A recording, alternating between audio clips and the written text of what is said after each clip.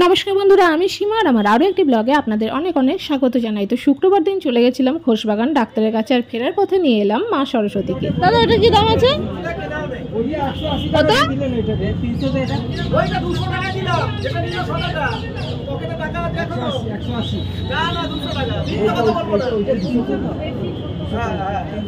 এটা 300 আর তার পাশেরটা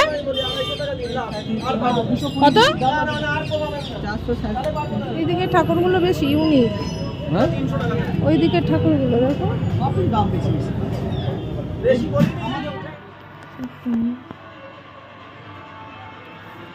সুন্দর তো লাগে। তুমি দামটা ঠিক করে বলো। 400 টাকা।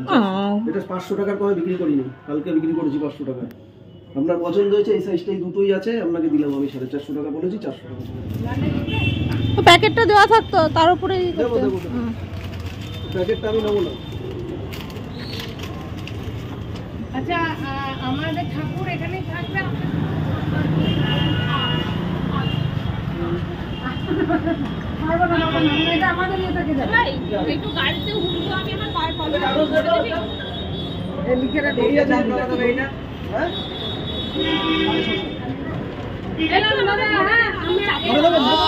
ঠাকুর কেনার লাইন দেখো,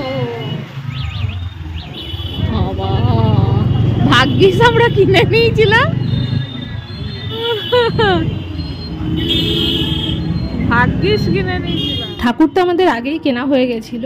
এবার গতকাল সন্ধ্যেবেলায় বেরিয়েছিলাম পুজোর ওই ফলমূল দই মিষ্টি এইসব কিনতে।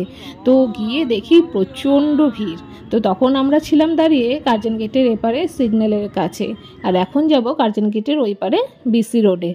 বিসি রোডে ঢুকে দেখি ওইখানেও প্রচণ্ড ভিড়। একদিকে যেমন ঠাকুর কেনার ভিড়, অন্যদিকে মিষ্টির দোকানে ফলের দোকানে মানে ভিড়ে ভিড়ে ভর্তি চারিদিক। তো প্রথমেই কিনে নিয়েছিলাম একটা শিশালা ডাব, 40 টাকা, এই 50 টাকা।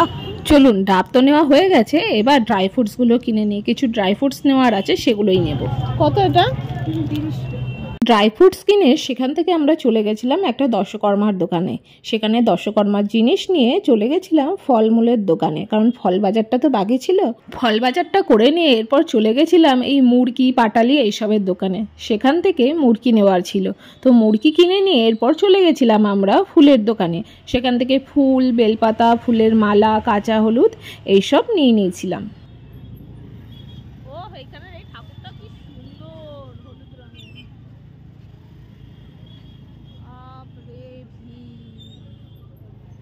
সবকিছু কেনা হয়ে গেলেও দই মিষ্টিটা কেনা বাকি ছিল, তাই ফেরার পথে পাড়ার কাছে এই একটা মিষ্টির দোকান থেকে মিষ্টি কিনে এনে বাড়ি ফিরলাম।